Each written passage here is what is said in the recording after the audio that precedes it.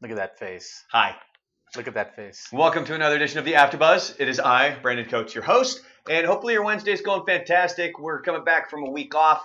Unfortunately, we had some technical difficulties here last week, so we're back now for the AfterBuzz here on April 10th, which is a Wednesday.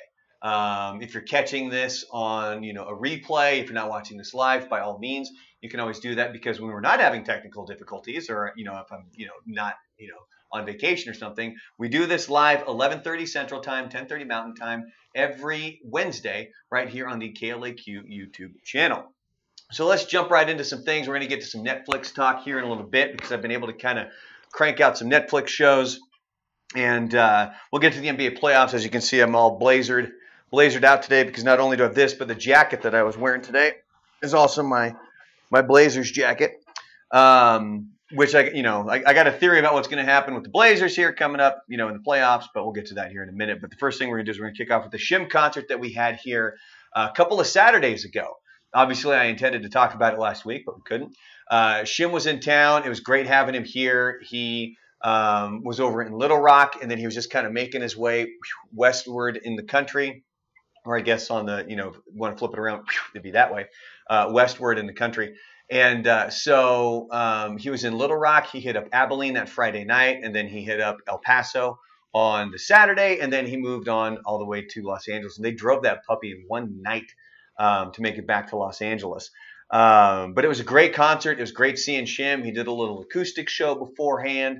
It was his, first real solo tour. It was the Crucified tour.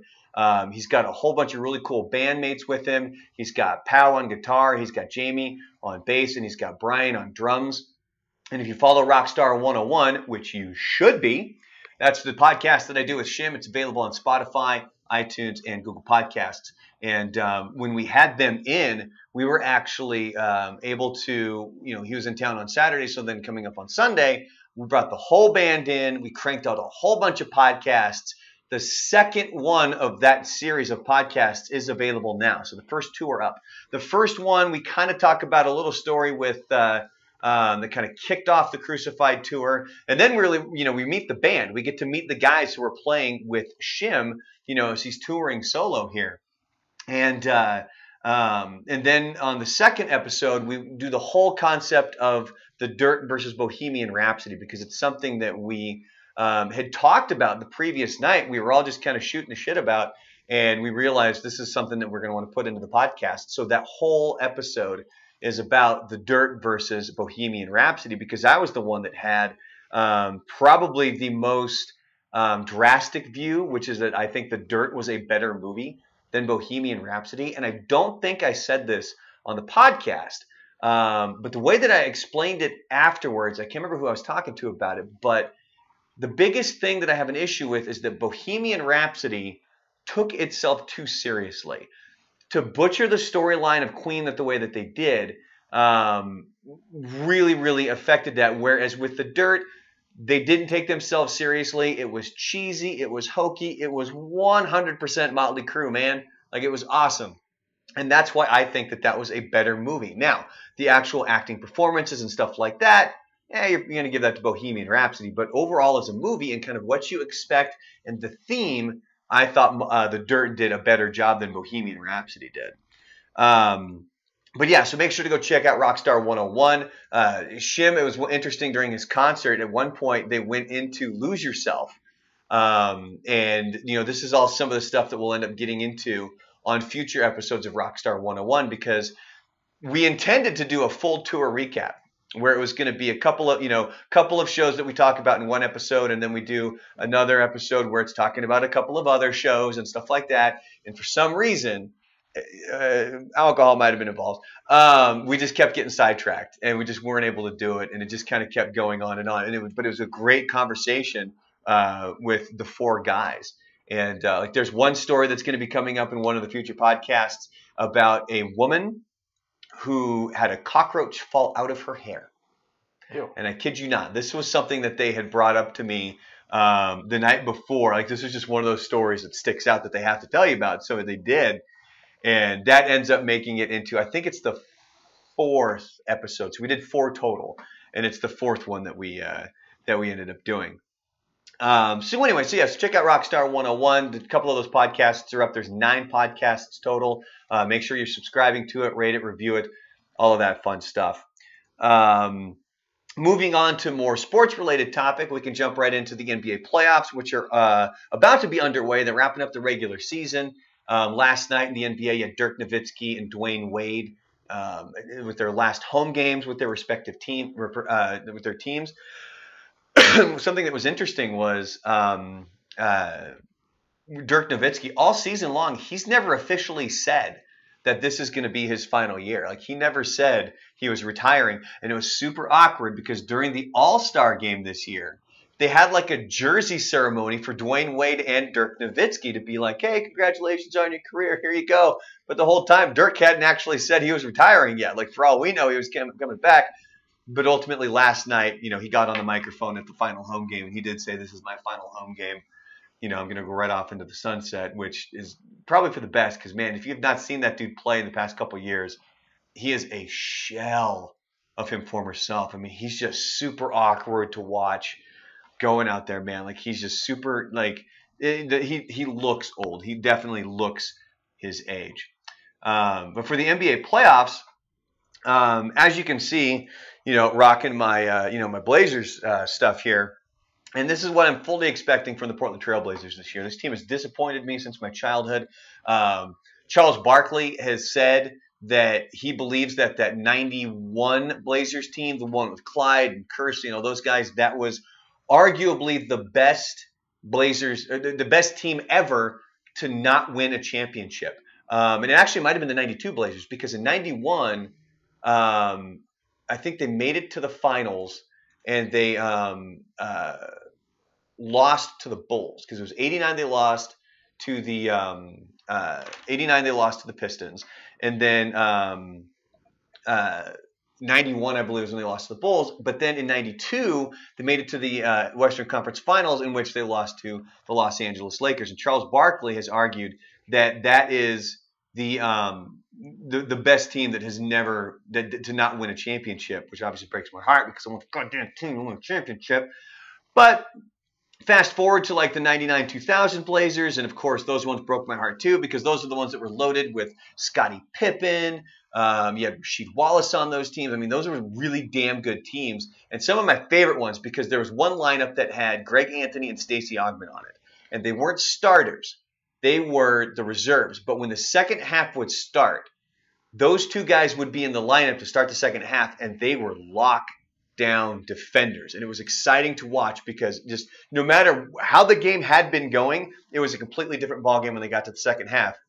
Because once Stacey Augmon and Greg Anthony got in there, it was shutdown mode for the Portland Trail Blazers. Let me see here. I wanted to make sure I was getting that right, but I'm trying to find a list, and for some reason it's not letting me see it here. Here we got a list of champions. There we go.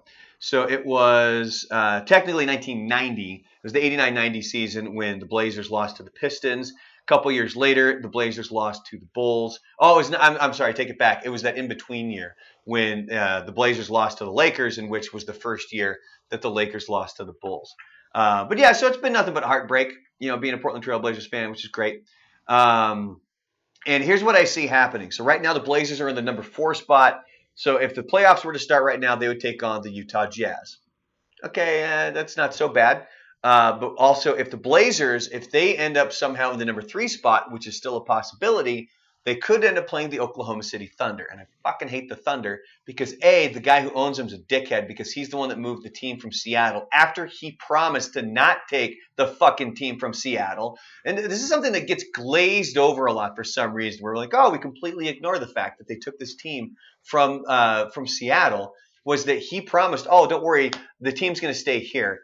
And then there was emails and stuff of this guy saying this is going to be the easiest move ever. We don't need to worry about this. Like, he was flat out lying to the public. And then he came out and then he shipped him off to Oklahoma City. And granted, there's a rivalry there, but it was always a fun rivalry. It was the Battle of I-5 between Portland and Seattle. And then they moved to Oklahoma City. They had Kevin Durant. He ends up, shipping off. Now you got Russell Westbrook, who I love to hate, which I think he's an absolute stud. but I hate the guy because he is a stud. Like, but he's an obnoxious twat as well. Like, he's just a dick on the court. I remember there's one Blazer game I was at.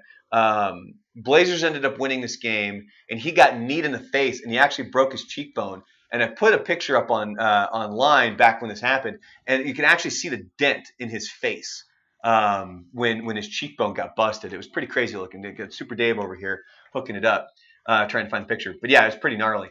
But what's going to happen is, so this whole season, Portland and Oklahoma City are in the same division, so they play each other a lot. See right there, man? That's a hole in your face. Oklahoma City swept the series. So what I see happening, the Blazers could very easily slide into that third spot, and then they're going to get swept out of the playoffs by the Oklahoma City Thunder, because that's my luck. That's exactly what the hell is going to happen. But yeah, so it's going to be the Blazers, Thunder, and the Thunder are going to win in 4 games. Like, that's what it is. Because what sucks too is you got C.J. McCollum for the Blazers. He's coming off of a pretty gnarly knee injury. He's been able to play the past few games, and there's questions on whether or not he was going to be able to play in the playoffs. But then also, Yusuf Nurkic, the number 3 guy, they're centered. Like, if you didn't see this, don't look it up, because he broke his leg, and it was one of those ones that was nasty. Like, it was actually completely turned to the side. But Jerry's asking in the YouTube chat, who do you enjoy watching play more? Be more specific. I ramble a lot and I forget what I said. So be more specific on what it is that you're asking there.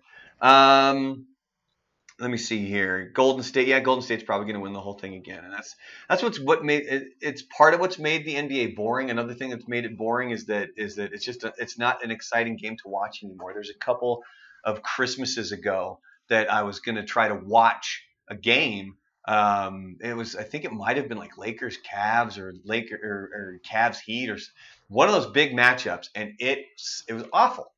I could not sit through it. The only games I can actually sit through are Blazer games, and it's to the point now that if I wasn't a Blazers fan, I probably wouldn't care about the NBA. I wouldn't watch it, whatsoever.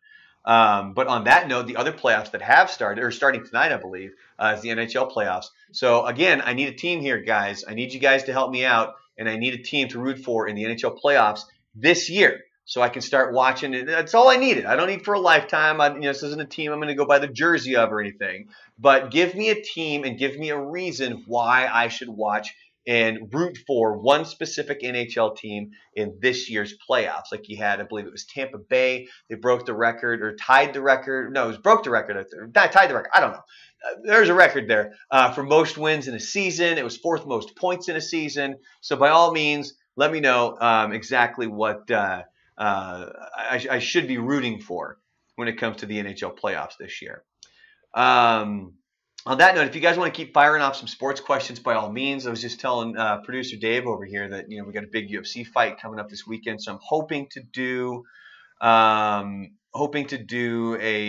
MMA talk coming up this weekend, or this Friday actually, because you got a big matchup between Max Holloway and Dustin Poirier, which is going to be a really good fight. I have not been able to get back into the gym yet. I was supposed to get back into the gym on Saturday, but Isaac threw his back out, so I wasn't able to make it to the gym. But I have been working out, and I'm feeling good, man. Feeling good. I've been running 2 miles a day. I'm down on a good day. I think I was down to about 8 minutes, 50 seconds per mile, which wasn't too shabby. Yeah. When I was at my height of working out, I was down into the lower 8s, into almost the 7s. So I still got about a minute per mile that I got to shave off, but I'm not wanting to push it too much, just because I don't want to fuck something up, man. I mean, I'm old, so I gotta kind of ease into it. But what I'm able to do now is that when I'm home, I got like a nice little 2-mile kind of route that I run around the house. Wrap that up, go do my shoulder exercises. So look, check it out, bam.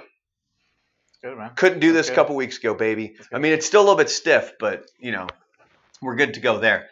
But yeah, hopefully an MMA talk will be coming up on Friday. So Kim is saying root for the Golden Knights because they're a new expansion team, and I won't be considered a bandwagoner. No, it's perfectly acceptable in being a bandwagoner. Like, that's all I want. I only want to jump on the bandwagon for the playoffs. Like, I don't care about anything else. Like, I don't like One of the best parts about the NHL with me, and I've explained this on the AfterBuzz before, is I don't have a rooting interest in a team, so I can watch it without stress. Basketball, football, baseball. Baseball's gotten a little bit better, but there's always stress involved in watching those sports, especially football, because there's always such a rooting interest in whatever it is you're watching, even if I'm not watching the Patriots play, even if I'm not watching the Blazers play.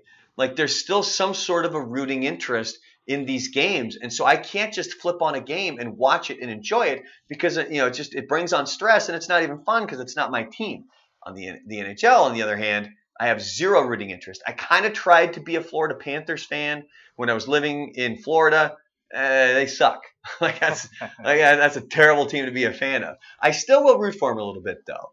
I will also lean a little bit towards the Bruins just because of the Boston connection. But we're getting Manny here to say the Colorado Avalanche because Colorado's kind of close to Portland. Who knows? Give me a team and a reason why. Shoot the email to brandon@buzzadamshow.com, and then I'll try to, by next week, I'll have a team picked out that I'm rooting for, which, of course, if I pick your team, that means you're going to be out in the first round because that's how life works sometimes. Not everything is like the Patriots. I've really lucked out in being a Patriots fan and being able to watch my team kind of dominate for almost 20 years now at this point. Jerry's asking, who do I root for in Major League Baseball? I root for the Minnesota Twins, actually. And it's all across the board. So I've got the Blazers. That's my hometown. Actually, I should be going the opposite way because of the screen. So this is the West Coast. This is the East Coast. So you got the Blazers. I've got the Twins. And then I've got the Patriots. And those are kind of the big three that I root for. And Blazers, obviously, because of my hometown. Patriots, because my dad, because he got to watch Russ Francis play football in high school and run track in high school. And then for the Minnesota Twins, they were the ones who it was the AAA franchise when I was a kid. It was the Portland Beavers, and they were the AAA franchise for the Twins. And every spring, right before the season started, the Twins would come to town, and they would play an exhibition game against the Beavers, and then the Major League Baseball season would go start. So that's how I became a Minnesota Twins fan.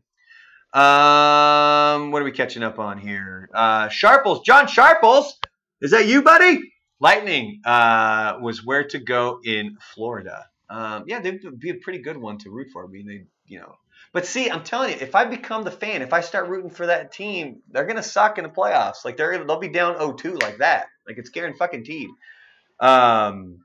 Manny says Twins had Kirby. Enough said. I got a whole case full of Kirby Puckett memorabilia and gear. And what Kirby sucks is you found out after the fact that the dude was kind of a dirtball.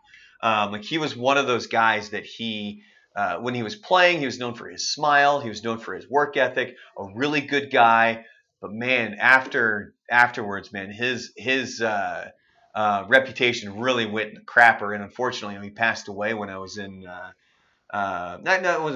he retired when I was in high school. He passed away back in, I believe it was 2005. But yeah, that was that sucked when Kirby Puckett died. I'm not going to lie. Oh, it is Sharples. Hi, John Sharples. Good to see you, buddy. AKA Frank. Everybody say hi to Frank. That's my buddy that we met playing Halo way back in the day, back in 2006.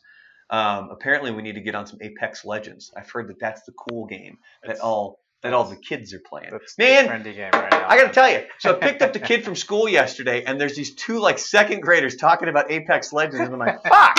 I'm doing the thing with the second grade. Really? I've only played it a couple of times because, quite frankly, I don't have a ton of time.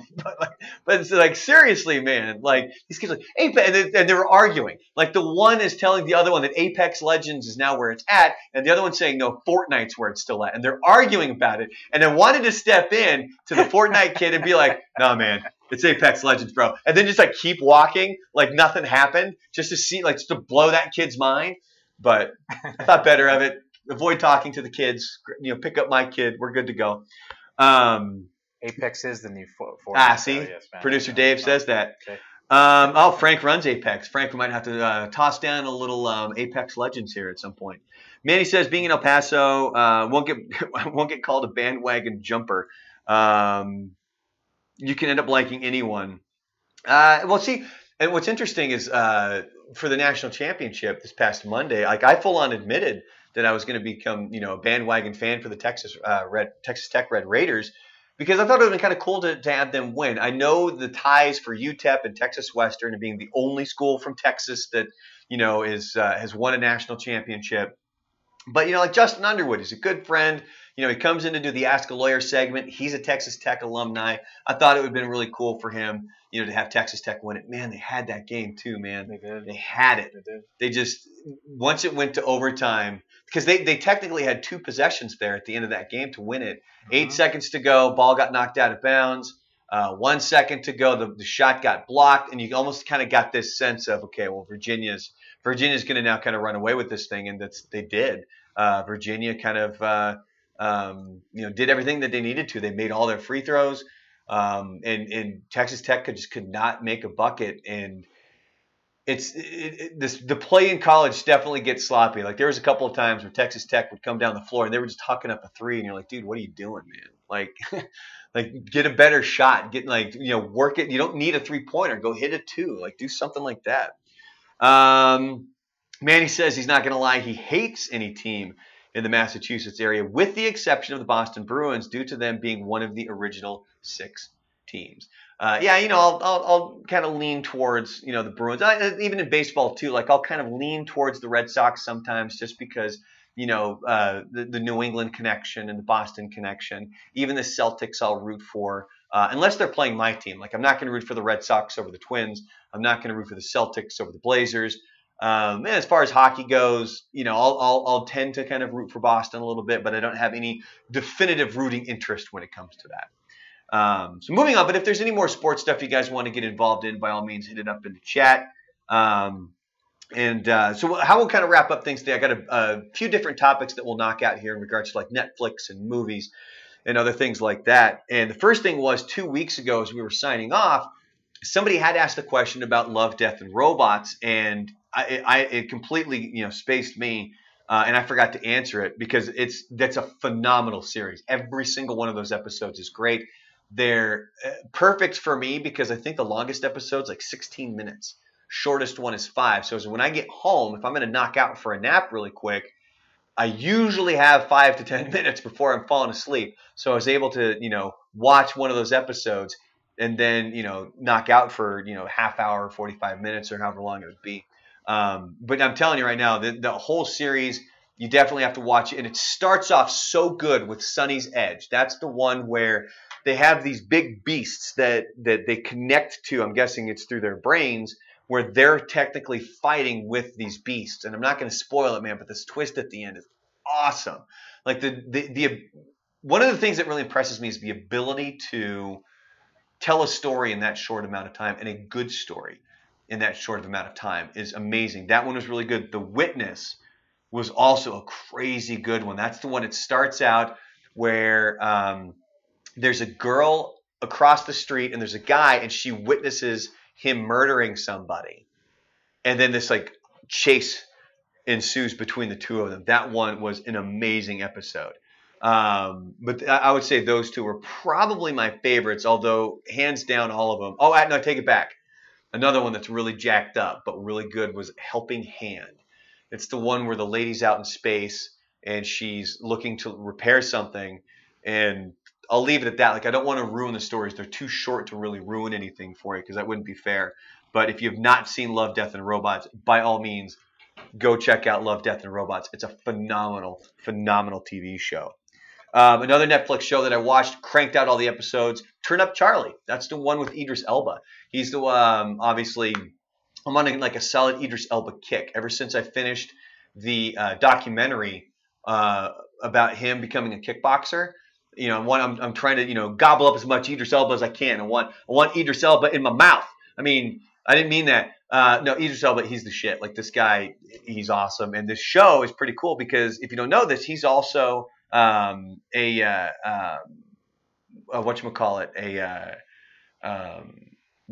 as well. So he's an actor, he's a DJ, he's a kickboxer. And so what Turn Up Charlie is about, it's about a washed up DJ whose best friend is this super rich, super famous actor who's married to a DJ. And he ends up getting roped into becoming the nanny for their 10-year-old kid. and 9 or 10-year-old kid. And what's interesting is it's like you would think, oh, I know that storyline. I've seen it play out before in movies and TV shows and stuff like that. No. This is vastly different than those, and it's incredibly well done. And Idris Elba's great. It's got Piper Perabo in it, which for some reason Buzz felt the need to correct me on her last name. It's always been Perabo. Like I've seen interviews where they call her Perabo, but like when I mentioned the name yesterday, he goes, or on Monday, he goes, "You mean Perabo?" And he was serious. And I'm like, "Are you correcting me for the sake of correcting me? Like, are you being serious right now? Like, what the hell?" But anyway, Frank's saying no zombies. No zombies. There's werewolves in Love, Death, and Robots, but I don't believe there's any zombies. It's all animated too.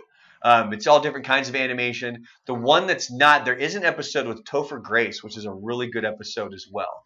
But yeah, just go check out all of Love, Death, and Robots. I think that there's, let me double check here really quick, exactly how many, there's 18 total episodes. But I mean, you could knock all of it out in just a few hours because the episodes are so short. Vic is saying he watched The Dirt, hell of a movie, funny opening scene. Yeah, I thought The Dirt was a good movie, man. I highly recommend it. But again, like Love, Death, and Robots, do not watch it with kids around. Buzz made that mistake. He started to watch Love, Death, and Robots, and his kid was there. And in that very first episode, so, did you finally watch it, Producer Dave? Yes, episode. Not when you want to have the kids in the lots of animated boobies and wieners happening in Love, Death, and Robots. They're everywhere. So just be forewarned. Don't watch it around the kids. But yeah, so Turn Up Charlie, that's another good one. Probably not one to watch in front of kids because of the language. There's some drug use in it and stuff like that. There's no nudity in it. But the storylines and stuff, that's not something that you're going to want the kids around too. And another great movie that I just watched over the weekend, Highwayman. I was about to ask you about that. That's the movie that's got Kevin Costner and Woody Harrelson. And they're the Texas Rangers that were called in to help track down Bonnie and Clyde. And as far as I know, it's pretty historically correct. I don't think, I mean, they're always going to take some liberties, which I'm fine with. Like some people think that since I had such a problem with Bohemian Rhapsody, any sort of artistic liberty is a major no-no. Like, there's some things you need to do. But as far as I know, it's very, historically correct, but it's very well acted. It's very well done. It was just a solid movie altogether. Could not recommend it enough. Again, not for the kids.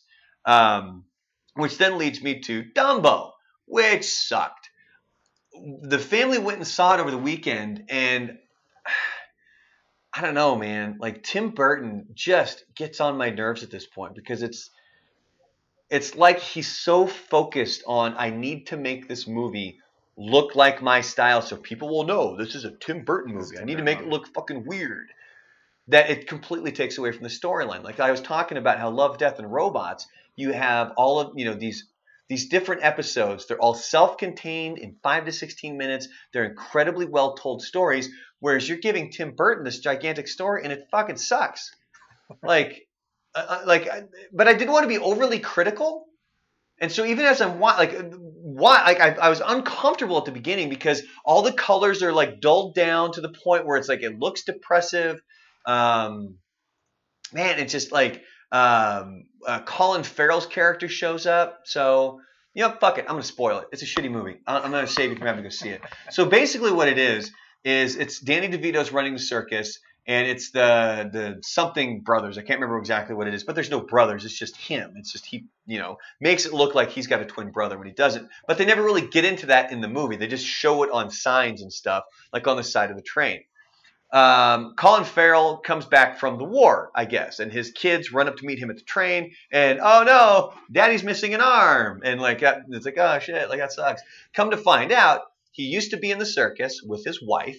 And they were like the main attraction. They were the horse people. They were is there a name for it? Like they ride the horses and they, that kind of shit and the lassos. Well, that's what they did. Well, come to find out, he's not only missing his arm, he's now missing his wife because she just died from the flu. So immediately you're punched in the gut and you're like, this movie's gonna suck because you know what's coming with Dumbo's mom. Like that's not gonna be good. So anyway, Dumbo ends up being born. They make him look super adorable. But for some reason, people were like, oh, look at it. So like Danny DeVito bought this one elephant that was pregnant, thinking like, oh, we're going to have a baby elephant, and that'll be like our shtick, and it'll be amazing. It's going to bring us a ton of money. And then Dumbo comes out. It's got these big old floppy ears, and everybody's like, oh, that thing's hideous. I'm like, no, it's fucking cute. Like, you specifically designed that thing to look cute. Like, that's fucking weird. But it's just like the movie was so depressing. Like, it doesn't make you feel good. At the very end, like, everything does become okay, which, by the way, again, spoiler alert, but I'm really just saving you money right here if you haven't seen it. Ultimately, Michael Keaton comes in. He's the bad guy because he runs this big amusement park called Dreamland. And I'm wondering if Tim Burton's trying to poke at Disneyland a little bit here, because I mean, it's truly a gigantic theme park. So he wants Dumbo because at this point, Dumbo, they can see him flying, and he's like, I want that elephant. So they hire all the staff, they bring in Dumbo, and they do all this other crap, and he's the bad guy because he's gonna fire all the other crew. And come to find out, earlier on in the episode or in the movie, Dumbo's mom had the guy that sold Dumbo's mom to Danny DeVito had to buy the elephant back because she attacked a bunch of people and destroyed the tent because people were laughing at Dumbo. Like, she literally, it's fucking weird. Like, this dude's, like, poking her with a stick. Like, one of the trainers, he's like, yeah. He's like, what are you going to do now? They're laughing at your kid. And they're, like, fucking zapping the elephant. So the elephant, like, busts in there. The whole thing comes crashing down. There's flames everywhere. And, like, and Dan DeVito's like, yeah, you need to buy this crazy elephant back, by the way. Like, you just need to, at full price, too. Really? So he ends up taking the elephant, the guy that bought it. And then when they get to Dreamland, there's this area called like Nightmare Island. And all they've done is take all these animals and like painted them up to look all, scary and stuff. Like there's an alligator with a horn that they glued a horn to it. They took like a full-size wolf, but they put a shirt on it. So it's like a werewolf. There was a bear, like it was supposed to be like this like scary looking bear. And then they also had this gigantic elephant that was all painted up to look scary. Oh, come to find out, that's Dumbo's mom. So ultimately, on the first night that Dumbo is supposed to be flying, like some accidents happen. They don't bring out the nets. They make it so like the chick starts freaking out, like they're way the hell up here, and Dumbo's slipping, and the chick's like, "Oh, fly, Dumbo!" But he needs the feather, and he's just snorted up his nose, and he's supposed to fly, but there's no nets, and all of a sudden he hears his mom like wailing or something like that. So, oh, by the way, backtrack. The mom killed the dude that zapped her. It was like poking her, like, oh, after your kid. He died when like she tore down the tent. It was cool because the whole time I was like, that guy sucks. That guy's an ass. Like, he deserves it. So that guy died. So now we're going back to Dumbo. He's flying around, sees his mom. So Michael Keaton, and this is what doesn't make any sense in this movie. Like, he's so hell-bent on like the style of this movie. He's like, oh, well, these two elephants can't be together because I don't want them having emotions or something stupid like that. So then he tells one of his sidekicks, he's like, yeah, get rid of the mom, if you know what I mean. Wink, wink. Meaning they're going to go kill the mom. Like, they're going to take her off and they're going to fucking kill her.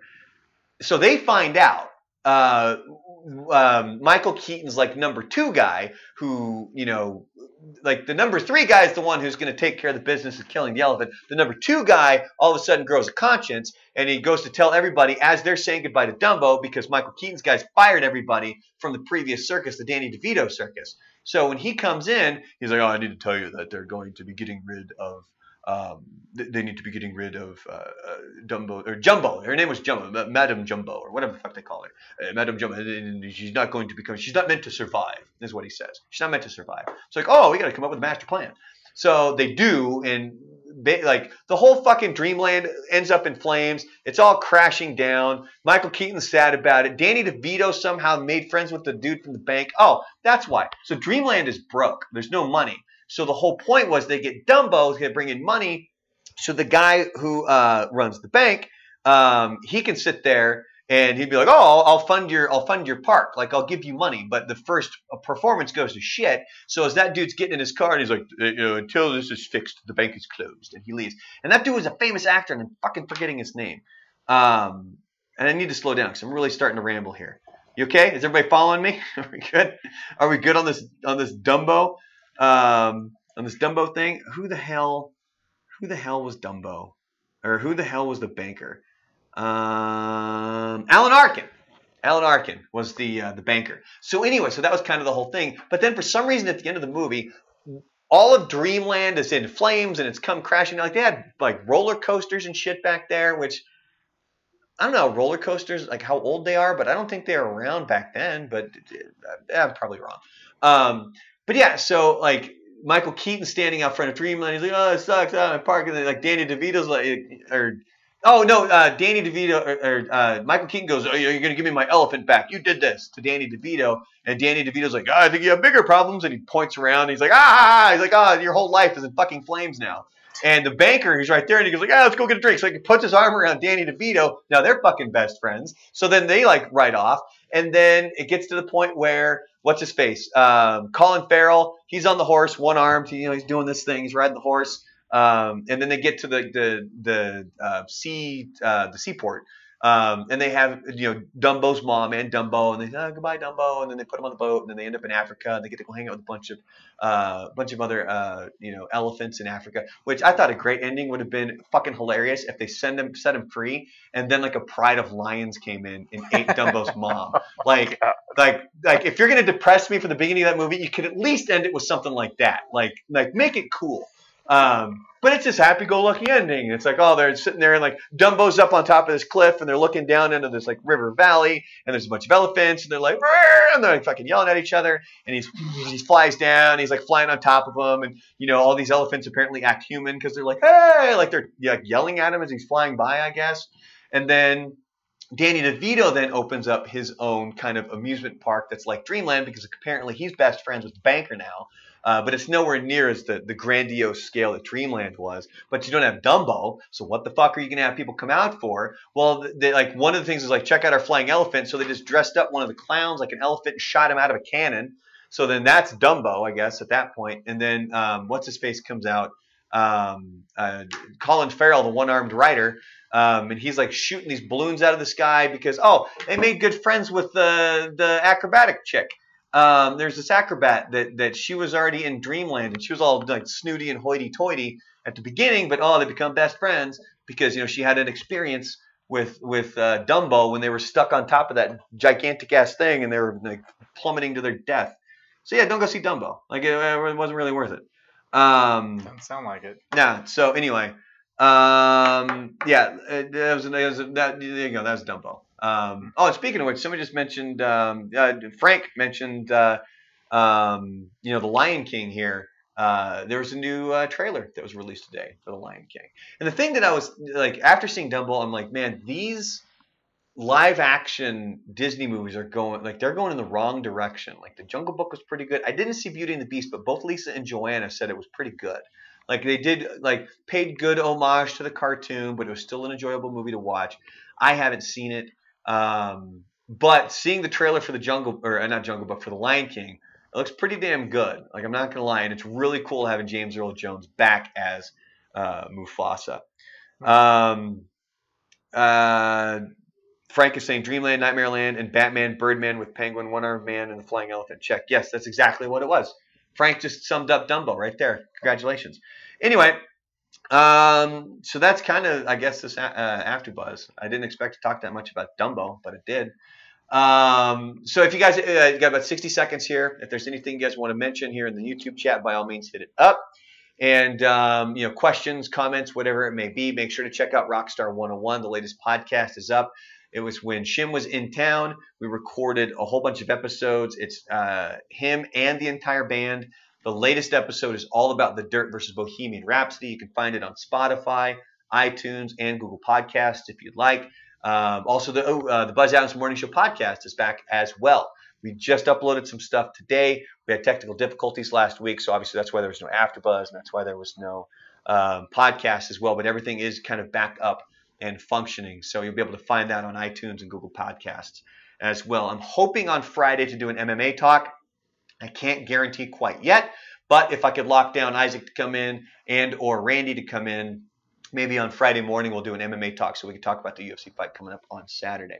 But on that note, have yourselves a glorious Wednesday. As always, a big thank you to producer Dave. And if you guys ever have any comments, Brandon at buzzadamshow.com. That's the email. And make sure you're clicking the like button. Make sure you're clicking the subscribe button. You're clicking the bell so you get the notifications when all that fun stuff pops up. But most importantly, make sure that you guys are subscribing and clicking the like button there.